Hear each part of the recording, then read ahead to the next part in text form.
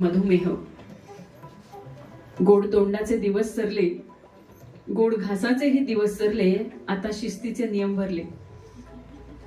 पदार्थ दिसतात खूप मोहक, पदार्थ सगळे दिसतात खूप मोहक, पण साखरेचा आकडा त्यामध्ये असतो भयंकर भडक. गोडसर आठवणी, गोडसर त्या आठवणी आजीच्या काळातल्या मनात जपल्या, आता साखरेच्या गणतीत मात्र त्याच अडकल्यात.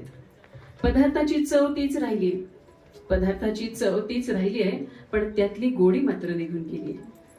पहाटेचा व्यायाम, रोजचा शिस्तबद्ध आहार, हीच नवी सवय, हीच नवी आता आशा आहे. औषध घेतो पण मन प्रसन्न ठेवूया, हसत खेळत या आजाराला आपण रिव्हर्स करूया.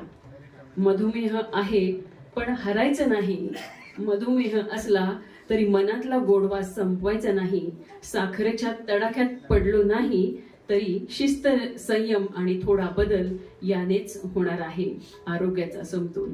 त्यामुळे मधुमेह जरी आपल्याकडे आता पाहुणा काही काळाचा, काही जणांकडे कायमचा असला तरी सुद्धा कायमच्या पाहुण्याला सुद्धा आपण हळूहळू निरोप देण्याकडे वाटचाल करूया आणि या मधुमेहाला हद्दपारच करूया. आणि यासाठीच आपलं भाग्य आहे की आपल्याला डॉक्टर त्रिपाठी यांच्यासारखे दिग्गज व्यक्ती मार्गदर्शनासाठी लाभलेले आहेत.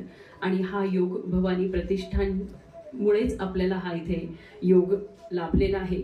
यामुळे पुनश्च एकदा विविध क्षेत्रात कार्यरत असणारे मान्यवर सर्व व्याख्यान ऐकण्यासाठी उपस्थित असलेल्या सगळ्यांचं मनपूर्वक हार्दिक स्वागत भवानी प्रतिष्ठानच्या वतीने.